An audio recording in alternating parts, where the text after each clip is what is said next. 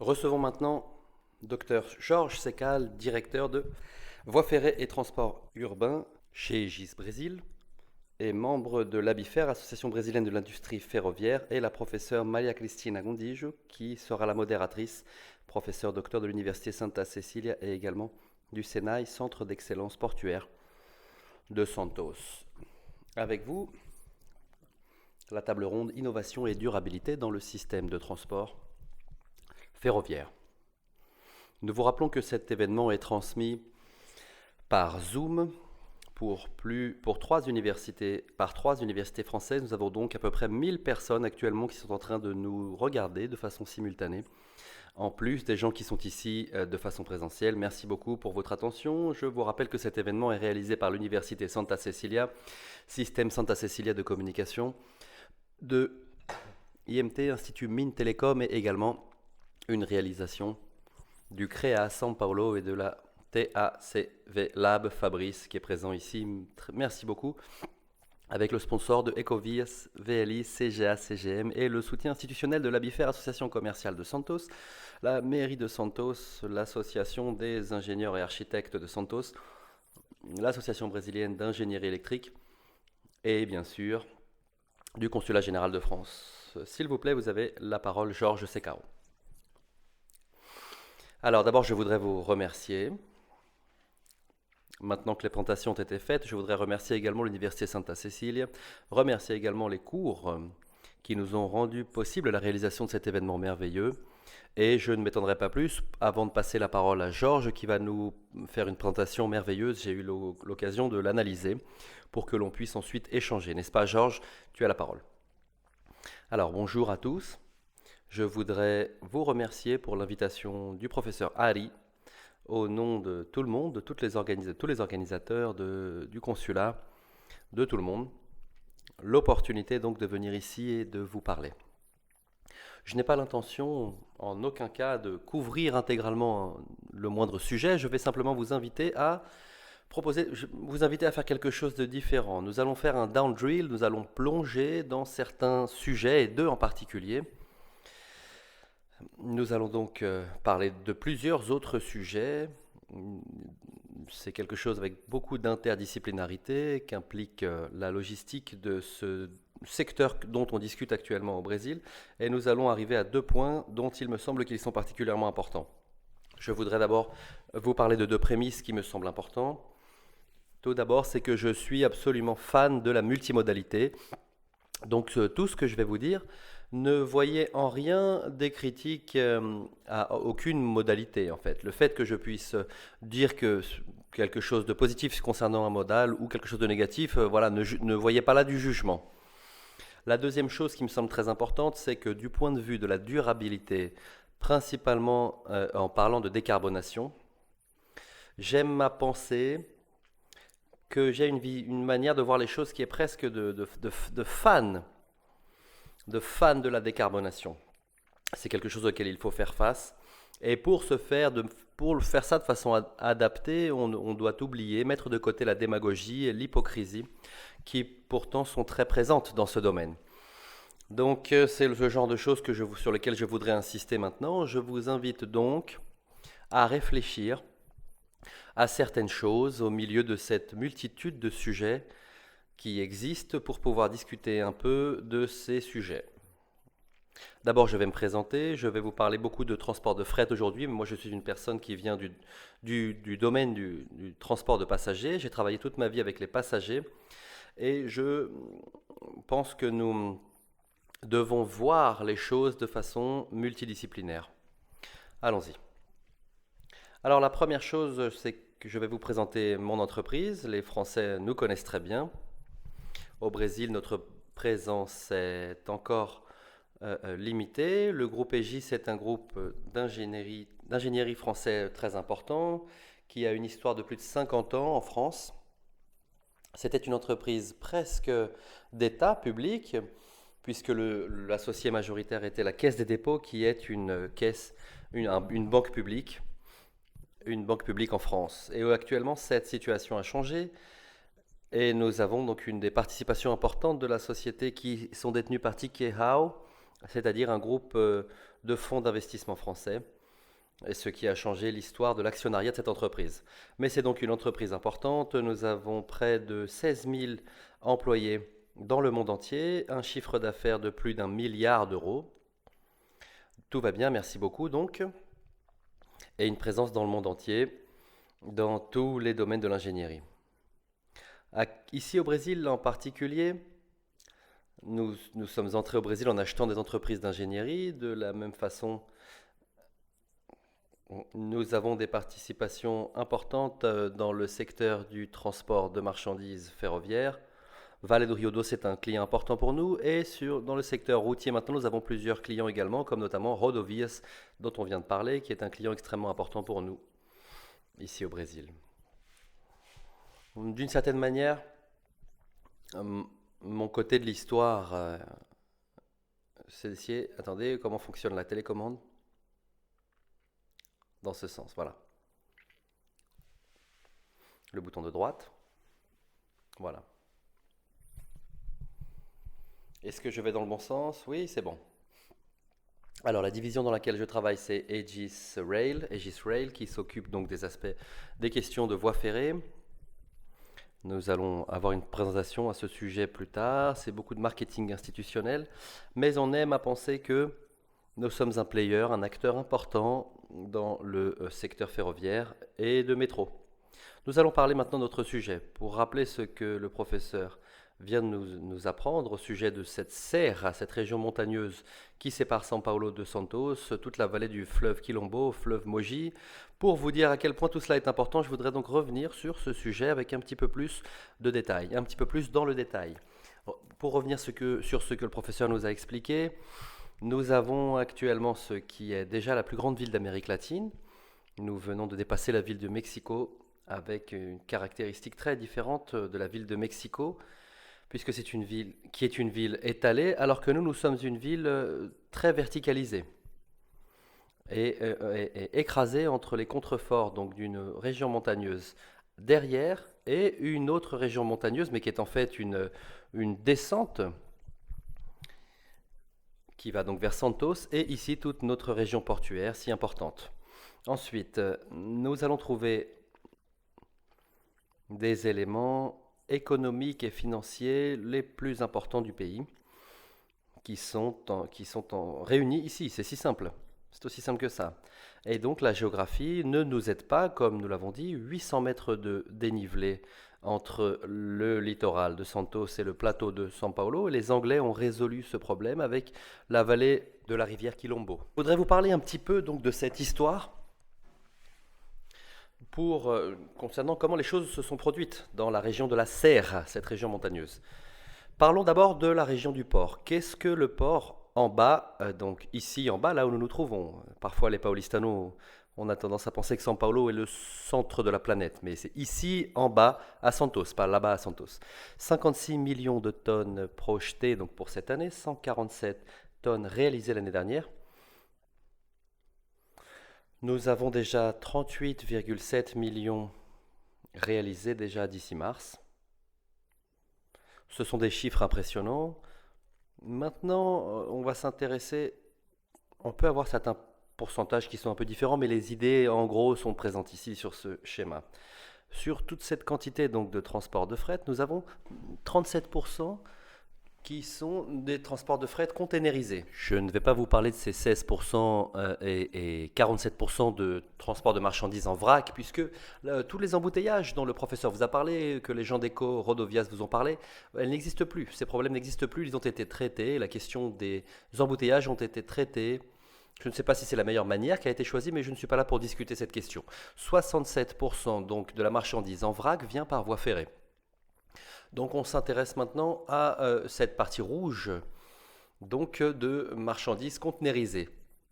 La marchandise conteneurisée, je voudrais vous dire que parmi ces 37% donc, de marchandises conteneurisées, seulement 4, maximum 4% seulement vient par train. Seulement 4% des containers qui entrent et sortent de Santos viennent en train. Donc transforme TKU en millions de tonnes. Ça signifie qu'on transporte en container de train à peu près seulement 1% du mouvement qui est effectué par Santos. Est-ce que c'est intelligent? Avec une assistance comme vous, je suis sûr qu'un million de têtes sont capables de dire non. Pourquoi est-ce que ce n'est pas intelligent? Parce que le monde va en direction des containers. Ce n'est pas une tendance du Brésil, c'est une tendance mondiale. Le monde a presque collapsé avec la question des containers par rapport aux problèmes que les spécialistes qui sont ici dans la salle connaissent. Le problème de la logistique qui a été rendu plus difficile par la pandémie dans le monde entier. Les choses sont devenues plus compliquées, mais le monde va vers les containers. Et nous allons vers les containers, oui. Et les choses fonctionnent plutôt bien. Si on s'intéresse maintenant au développement de la marchandise conteneurisée au port de Santos, on va voir que 14%, 4,8 millions de TEU, 400 000 TEU par mois, donc c'est énorme. Si maintenant on pense à ce chiffre et qu'on repense à ce que je viens de vous raconter, à savoir que moins de 4% de tout cela part en train, qu'est-ce que ça veut dire? Ça veut dire que on va faire des comptes, des calculs très rapides. Ça veut dire qu'on a un navire qui porte des containers. Ceux qui n'ont pas l'habitude, donc TEU, c'est un petit container. TEU, TEU, c'est un petit container. Un grand container contient à peu près 2 containers petits, 2 TEUs. Donc un navire comme celui-ci peut transporter 5000 containers. Un seul navire comme celui-ci, un seul bateau. Il existe des containers, des navires au monde qui peuvent transporter 20 000 TEUs. Actuellement, c'est le cas. Voilà. On peut maintenant remplir et vider cela comment? La façon la plus efficace et que le monde a fait et fait jusqu'à aujourd'hui, c'est celui-là. Mais malgré tout, ça, ce n'est pas une manière efficace, puisque, regardez, si on fait des petits calculs rapides, si on réfléchit, on imagine un super train double stack qui ne passe pas dans beaucoup d'endroits au Brésil, qui a des problèmes pour circuler dans la plupart du Brésil, je vais avoir besoin de 40 trains comme celui-ci pour pouvoir remplir un navire. C'est énorme. Et il existe une logistique qui est très compliquée. Mais on ne fait même ça, on ne le fait pas. On le fait mal fait, ça, en fait. Qu'est-ce qu'on fait? On fait ça. Qui prend donc un TEU. Mais attendez, le conteneur, il est presque en train de tomber d'ailleurs, c'est sur cette image. Alors quand j'ai vu ça, je me suis dit, bon ok, j'exagère un petit peu. Ok, est-ce que ça change grand-chose? Non, pas vraiment. On continue de transporter un TEU. 2 peut-être. On a besoin de 2500 camions pour pouvoir remplir un bateau. Donc la possibilité d'utiliser le train pour ça, c'est parce qu'on n'a pas le choix en fait. On n'a pas le choix. Nous devons changer les choses d'une façon ou d'une autre, sinon on va avoir des problèmes. Alors on va doubler la capacité du port de Santos, on va mettre plus d'espace à Santos, on va occuper toute l'île de Santos, on va démolir les ponts, on va faire le tour de l'île, on peut faire tout ça, oui. Mais si on n'arrive pas à monter et descendre avec des containers, avec efficience dans la région montagneuse, la serre, ça ne servira à rien. Ça, c'est un dessin qui nous donne une bonne idée des choses. Donc là, regardez. On voit bien donc le réseau ferroviaire, mais inutile de rentrer dans le détail ici. On voit la vallée de la rivière Quilombo, la vallée de Valongo, de la rivière Mogi plus haut. Et là, vous voyez en rouge ce que l'on voit où c'est écrit Ferrobin. C'est donc la Serra da Romu et de la Veli qui descendent donc de la marchandise en vrac, principalement des céréales. C'est donc une 2,5% de rampe qui est le fruit d'une action très intelligente qui a été faite à peu près 100 ans en arrière, de personnes très intelligentes qui avaient déjà prévu une voie ferrée double qui fonctionnait et qui aujourd'hui donc nous maintient dans un niveau de durabilité du port grâce à l'intelligence de certaines personnes d'il y a 100 ans. De ce côté-là, nous avons donc la descente qui appartient à MRS, qui est la descente de la montagne, qui n'est pas par adhérence, disons. Regardons ça un petit peu plus dans le détail maintenant. Cette serre, cette région montagneuse, donc, elle est réglée. 60% de notre marchandise en vrac passe par là. Ce qui devait être doublé a été doublé. Il y a un autre morceau, mais qui va bientôt être doublé aussi. Cette serre peut être améliorée, oui, en termes d'opération. Le temps de déplacement est un temps suffisant. Bref, on va mettre ça de côté pour l'instant et on va s'intéresser à l'autre chemin dont j'ai parlé pour plonger dans ce sujet. Nous avons ce petit problème là, qu'il ne faut pas oublier. Entre São Paulo et ce port, non seulement nous avons donc une inclinaison, mais nous avons aussi des obstacles institutionnels et écologiques immenses, puisque cette serre est une réserve écologique, avec plus de 700 espèces protégées. Les 3000 mm dont a parlé le professeur d'eau produit une exubérance, une végétation exubérante et une faune très riche également, incomparable avec beaucoup d'endroits dans le monde. Et tout ça est en plein milieu de notre chemin. Donc si tout ça est au milieu de notre chemin, c'est très difficile de pouvoir faire quoi que ce soit ici. D'ailleurs, et principalement quoi que ce soit qui soit nouveau. Et c'est ça la serra dont je vous ai parlé, la serra de LL, de Rum de Veli. On voit ici donc une voie à double écartement qui a été inaugurée en 1930. Tout va bien. Oui, exactement. C'est le chemin de fer Sorocabana. C'était des gens intelligents à l'époque qui avaient fait fonctionner ça en 1933, en fait. Maintenant, on va parler un petit peu de la serra de MRIS. Et je vais vous parler un petit peu de cette histoire. La serra nouvelle, la serra vieille, je vais vous expliquer tout ça. La première serra que les Anglais ont fait, c'était celle-là. Dans une position donc, que le professeur nous a expliqué, est-ouest, ce n'est pas nord-sud comme le professeur l'a dit, généralement on pense le contraire. Et du côté ouest, nous avons la serra vieille et à l'est la serra nouvelle. Nous allons penser maintenant. Donc, les Anglais ont d'abord fait la nouvelle serra, donc rampe de 10%, 8 km de montée, et ils ont fait un funiculaire simple à 4 étages, seulement 4. Qu'est-ce qu'un funiculaire simple? Excusez-moi pour les spécialistes qui sont ici et qui connaissent déjà ça. Une poulie en haut, un câble qui passe par cette poulie, le poids du train qui descend tire le train qui monte. C'est aussi simple que ça. Quel est le grand problème de cette solution? C'est qu'est-ce qui se passe si jamais le câble rompt? La gravité fait en sorte que les deux descendent. Et si l'on réfléchit aux 800 mètres de dénivelé, l'énergie qui sera nécessaire est énorme. Ça s'est produit à plusieurs reprises d'avoir une capacité qui était limitée, d'ailleurs, d'avoir des accidents. Les Anglais eux-mêmes ont décidé de faire la Serra Nova, la nouvelle serre. Qu'est-ce qu'ils ont pensé donc de nouveau? Ils ont fait la chose suivante. Ceux qui connaissent San Francisco aux États-Unis connaissent le Continuous Rope, qui est simplement le fait de prendre donc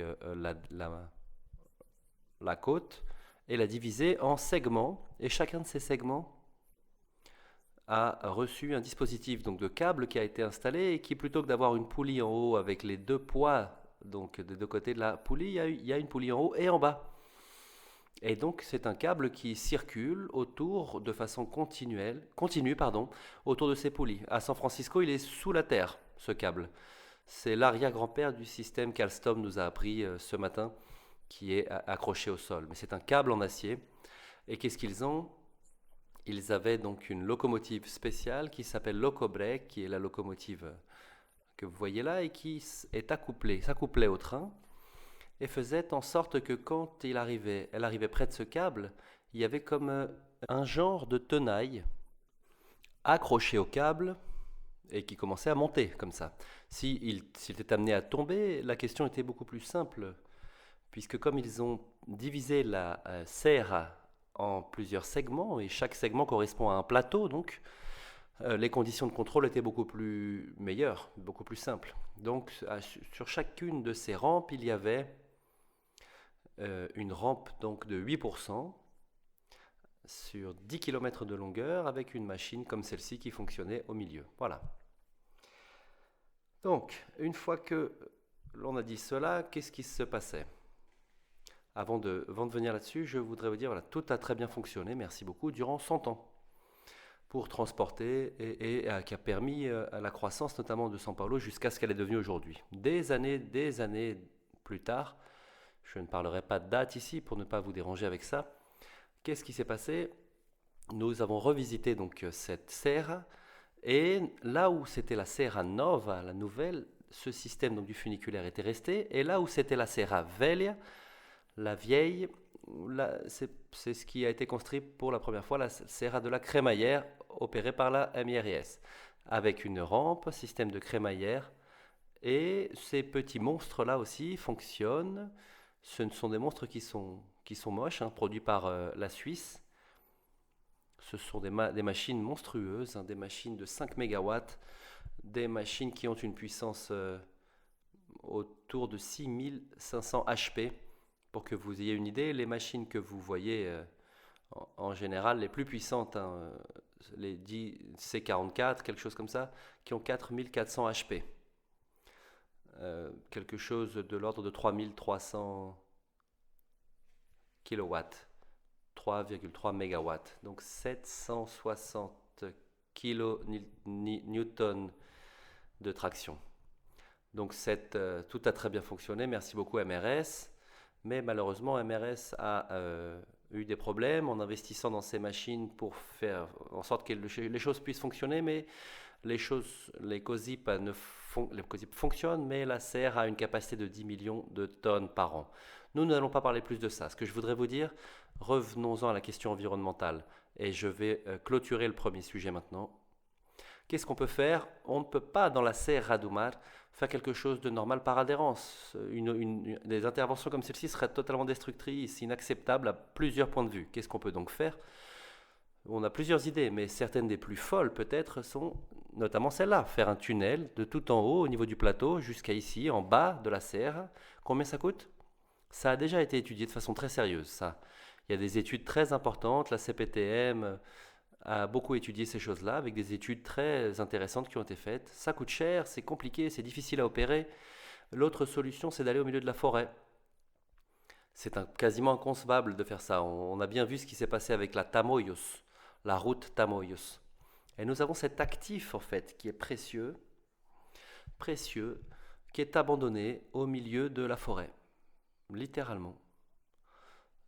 Ce qui était ce qu'on appelait la Serra Nouvelle, qui était donc ces plans inclinés dont je vous ai parlé, il y a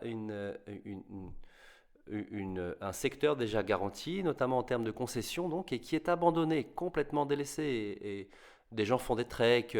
Récemment, quelqu'un est mort, quelqu'un est tombé d'un de ces ponts. Quand est-ce qu'on va faire quelque chose de ça?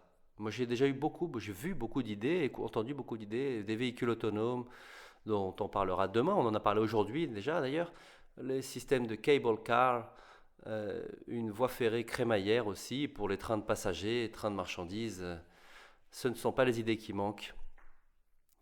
Mais il faut arrêter de parler maintenant, il faut faire des choses. Cet actif est extrêmement précieux, c'est inutile de le laisser à l'abandon comme ça, personne n'en parle. Donc la première invitation que je voudrais faire, c'était une réflexion sur cela. Plutôt que de penser aux nouveaux actifs, est-ce qu'on ne peut pas réfléchir aux anciens actifs?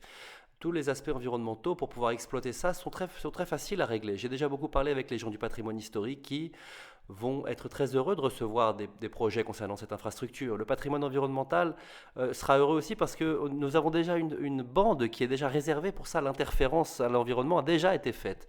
Maintenant, on peut utiliser des technologies plus modernes. Donc, cessons de parler et agissons. Maintenant, concernant la durabilité, pourquoi est-ce qu'on parle autant d'énergie électrique?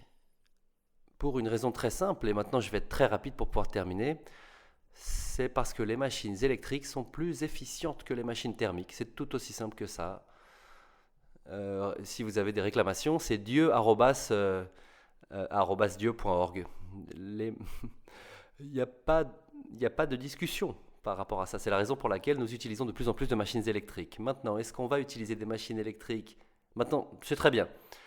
Donc des voitures électriques, tous les maires de toutes les villes du Brésil vont vouloir mettre des bus électriques. Mon client Val a déjà une très belle locomotive 100% électrique. Le VLT également de Santos. Nous avons aussi le train à hydrogène avec une bonne conception qui, en fin de compte, est un train électrique également. Nous utilisons seulement l'hydrogène pour pouvoir générer de l'électricité. Et on en revient toujours à la question de l'électricité. Eh oui. Et maintenant, on a un petit problème. Les écolos ne veulent pas que l'on fasse de barrages hydroélectriques pour générer de l'énergie. Ça, c'est une photo donc de Belo Monte, du barrage Belo Monte, qui est une usine de la taille de l'usine d'Itaipu et qui n'a pas de lac. C'est une usine qui n'a pas de lac car les écologistes ne l'ont pas permis. On va en reparler. Les usines nucléaires, on ne peut pas non plus. C'est l'énergie la plus propre du monde. Mais quand ça fonctionne, c'est très bien, mais quand il y a des problèmes, c'est l'énergie la plus sale du monde. Donc on ne peut pas travailler avec le nucléaire. Mais donc si on ne peut pas ni l'un ni l'autre, et que les ressources hydriques sont limitées, aujourd'hui on n'a plus la capacité d'être présent dans toutes les parties du pays. La conclusion c'est celle-ci. C'est pas la théorie, ça, c'est aujourd'hui, nous sommes dans un moment de manque hydrique, d'insuffisance hydrique, drapeau rouge. Et qu'est-ce qu'on va faire avec cette situation? Si on remplissait le Brésil de bus électriques, voilà ce qu'on aurait. On retirerait la fumée des bus, mais on la transférerait vers les usines thermiques en fait. Quel avantage ça a ça? Est-ce que c'est juste pour déplacer la fumée? C'est ça que je voulais parler quand je parlais d'hypocrisie et de démagogie institutionnelle. On retire la fumée des bus en fait, mais on la fait sortir des usines thermiques parce que les véhicules électriques doivent être rechargés. Les locomotives électriques doivent être rechargées. Et je ne vous ai même pas encore parlé de ce que l'on va faire avec le lithium des batteries. Je parle seulement de l'énergie à proprement parler. Donc, est-ce que ça a du sens de faire ça? Ça a du sens de parler d'électrification au Brésil et de demander à tous les maires de ce pays de mettre des bus électriques dans la rue? Si on ne résout pas cette question, ça ne sert à rien. Voilà l'invitation que je voulais vous proposer pour que l'on réfléchisse à cela. Ce qui va faire véritablement changer l'histoire, c'est cela, c'est l'énergie solaire, l'énergie géothermique, l'énergie éolienne. Est-ce que nous sommes prêts pour ça? Non, pas encore. Ce professeur de l'université de Cambridge m'a beaucoup impressionné. Il a dit notamment que ces choses ne seront pas prêtes avant 20 ans. Ce qu'il a dans la main là, c'est un panneau solaire transparent. Ça va nous prendre 20 ans pour pouvoir avoir ces objets disponibles avec le rythme actuel des investissements dans les universités aujourd'hui. Si les grandes corporations investissent, comment est-ce qu'on va réussir à évoluer et comment on va vivre d'ici là? Encore une fois, cherchons à être pragmatiques, les pieds sur terre. On doit inciter le Brésil à aller dans cette direction. Et comment est-ce qu'on fait ça? Moi, j'ai pensé à quelque chose que je voudrais vous proposer pour profiter de mes dernières secondes de prise de parole. Pourquoi est-ce qu'on ne pense pas à quelque chose? Il y a des avocats qui sont là, qui me regardent un petit peu de travers d'ailleurs, à côté de moi. Pourquoi est-ce qu'on ne pense pas à une loi de responsabilité énergétique? Pourquoi est-ce qu'on ne pense pas qu'avant de lancer le moindre projet d'électrification, on doit dire d'où va sortir cette énergie? D'où elle va venir? Parce qu'on en revient encore une fois à l'erreur qu'on a commise avec le pétrole à l'époque. Est-ce qu'on va recommettre les mêmes erreurs en pensant que c'est une ressource qui est inépuisable et qu'on on n'arrivera jamais à la fin de la source de cette énergie? Donc l'énergie électrique, pareil, n'arrivera jamais à sa fin. On peut faire tout électrique et ça va fonctionner. Eh bien non, on doit dire d'où va venir cette énergie. Est-ce qu'elle est disponible? Le concessionnaire est disponible à nous fournir cette énergie? Est-ce que je vais mettre un PCH pour générer l'énergie pour mes trains? Qu'est-ce que je vais faire? D'où va venir cette énergie? Et le plus important, c'est, puisque j'ai une loi de responsabilité énergétique, c'est-à-dire je ne peux pas faire un projet, c'est une loi. Si je ne dis pas d'où vient l'énergie, si je préviens d'où vient l'énergie et que je prouve qu'elle est disponible. Pourquoi ne pas s'inspirer donc des bons exemples, par exemple dans le domaine de l'exploitation du bois, en créant une certification d'origine énergétique, par exemple? Et là, je serai heureux quand toutes les villes du Brésil auront des bus électriques où il est écrit « bus électrique, énergie générée par les marées de Fortaleza qui Ce sont ces marées qui alimentent ce bus. Voilà, là on ira vers la durabilité réelle à long terme. Quelque chose qui fonctionne et qui est pensé dans le contexte complet et pas seulement de façon isolée. Voilà, je pense que je n'ai plus de temps maintenant. Je voudrais même vous entendre, docteur, pour avoir votre opinion concernant mes considérations, si vous pensez qu'elles sont complètement folles ou pas. Vos applaudissements. Excellente, brillante présentation. Je pense que les idées qui viennent de l'université, c'est justement de réfléchir out of the box. Et donc, je remercie beaucoup l'opportunité que j'ai de dialoguer avec des gens qui sont du domaine, du secteur et qui connaissent très bien les choses, non seulement au niveau théorique, mais aussi au niveau pratique. Mais bref, je ne sais pas s'il y a des questions. Oui, allez-y. Je vais passer la parole à Fabrice. Merci, merci. J'ai beaucoup aimé votre présentation concernant la génération d'énergie. Il y a une possibilité très simple dont j'entends très peu parler, notamment en Europe d'ailleurs, concernant la réversibilité de la fonction du moteur électrique. Vous avez commencé votre présentation en parlant de la montée de la serre. Une voiture qui descend la serre en freinant a également une capacité régénératrice d'énergie. Et il est important donc de travailler la question du stockage de cette énergie, d'intégrer ça dans le réseau électrique, d'être capable de stocker et de redistribuer ensuite cette énergie, mais en considérant la quantité de voitures et de camions qui passent par ce chemin, les capacités donc de génération d'énergie seraient absolument conséquentes. Bref, il n'y a pas que ça, mais malgré cela, je vous remercie pour votre présentation, c'était très intéressant. Comme vous dites, absolument d'accord. Absolument d'accord. C'est ce que l'on doit faire, c'est cette façon de penser que l'on doit utiliser. Il y a beaucoup de solutions. Les métros, par exemple, on creuse pas un tunnel. Est-ce on creuse des tunnels souterrains? Pourquoi est-ce qu'on ne pense pas à un concept qui a été développé pour les métros il y a plus de 100 ans et qui est très rarement vu dans le métro, qui est les stations au sommet de la colline? Puisque je vais creuser un tunnel, puisque je suis sous la surface, pourquoi ne pas mettre toutes les stations proches de la superficie et je ne fais pas donc le profil de la voie de façon parabolique en utilisant donc la gravité pour accélérer quand je dois accélérer et j'utilise ensuite la gravité pour désaccélérer quand je dois désaccélérer. On peut faire des simulations importantes d'économie d'énergie avec ce genre de pensée. Les travaux du tunnel vont coûter plus cher, oui, c'est vrai. Mais et l'OPEX plus CAPEX au long de la vie utile. Professeur Adilson aimerait faire une intervention également. Professeur donc de notre université, représentant de la municipalité de Santos. Félicitations pour votre présentation. Excusez-moi, je suis avec Fabrice, nous monopolisons un petit peu la parole, les questions. Il y a deux choses. Tout d'abord, deux choses ont été dites.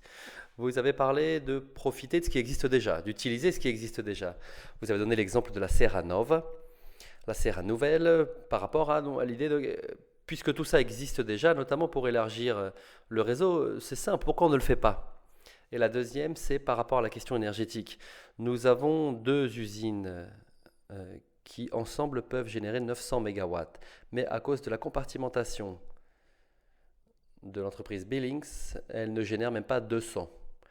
Comment est-ce qu'on peut faire pour régler ce problème de génération où on peut déjà générer sans créer de nouvelles sources et sans affecter d'autres secteurs? Et comment on peut rendre possible l'utilisation de ce qui existe déjà? Je pense que pour utiliser ce qui existe déjà, c'est l'intelligence, il faut des nouvelles choses, bien sûr, mais je pense que c'est primordial d'utiliser ce qui existe déjà, puisque ça existe déjà, pourquoi est-ce qu'on n'investit pas dedans? Les politiciens n'aiment pas trop ça. On va réinaugurer Henry Board. Non, personne ne va faire ça. Je n'ai rien contre les politiciens, ils sont très importants, ils rendent possible des solutions, très bien. Mais ce que je veux dire, c'est que ce n'est pas attractif du point de vue politique. Peut-être que l'on doit investir, même avec notre peuple, nos équipes de communication. Comment est-ce qu'on va donner une nouvelle enveloppe à ces choses, revisiter ces choses pour gagner de la visibilité politique aussi.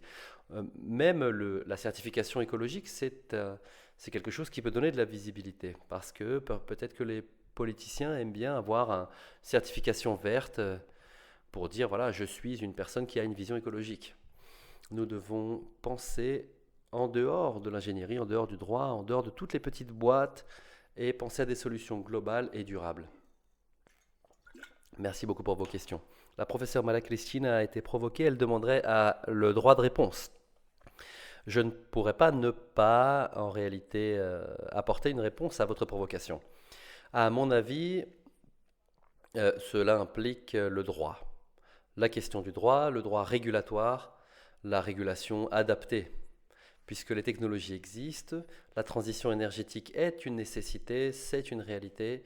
Le monde entier a besoin de transition énergétique, mais principalement au Brésil. Elle va avoir besoin de beaucoup de connaissances techniques et bien sûr de changements en termes de régulation. Et lorsque l'on parle de changements en termes de régulation, on ne peut pas oublier, docteur Georges, que notre pays, jusqu'en 2001, au moment où les agences régulatrices ont été créées, jusqu'à ce moment-là, elles étaient sur un modèle de voie ferrée, un modèle d'exploitation. Et ensuite, ce modèle a changé. Et dans les 3 à 4 dernières années, nous avons un nouveau changement avec maintenant la possibilité d'avoir un nouveau cadre régulatoire pour les voies ferrées, après de nombreuses années au terme desquelles on a pu mûrir un petit peu cette réflexion. Donc voilà ma réponse à ces provocations. Je voudrais vous féliciter une fois de plus et vous remercier donc pour clôturer cette table ronde, vous inviter à prendre une pause, et je ne peux pas ne pas saluer la Confédération nationale des femmes de l'industrie agroalimentaire qui nous regarde, la présidente notamment directement de Goiás, productrice rurale et qui est très intéressée par ces questions. J'ai beaucoup apprécié votre position, je pense que le droit, on en a parlé d'ailleurs, la plupart des problèmes que nous avons à régler en termes d'infrastructures au Brésil, notamment, ce sont principalement des problèmes régulatoires que des problèmes d'ingénierie. Les solutions d'ingénierie, je suis certain qu'avec toutes les têtes que nous avons toutes les têtes pensantes dans cette salle, on peut soit résoudre, soit on connaît déjà quelqu'un qui résout. Et si on ne sait pas résoudre les problèmes, on connaît quelqu'un qui résout. Mais il y a des problèmes régulatoires, légaux, qui sont extrêmement compliqués. Et une dernière observation maintenant. En plus d'utiliser donc les actifs qu'on a déjà, dont on dispose déjà, on doit utiliser également les vieux rêves. En 1919, donc il y a plus de 100 ans, la chemin de fer Paulista connectait déjà São Paulo à Campinas et était 100% électrifié. Je répète, là, il y a plus de 100 ans, la voie ferrée entre São Paulo et Campinas de passagers était à 100% électrifiée. Et ça n'a pas fonctionné. Bien sûr que ça n'a pas fonctionné. Sinon, on l'aurait encore, cette voie ferrée. Et pourquoi ça n'a pas fonctionné? Est-ce qu'on sait répondre à cette question? Vos applaudissements pour Jorge Secal et Maria Cristina Gontijo.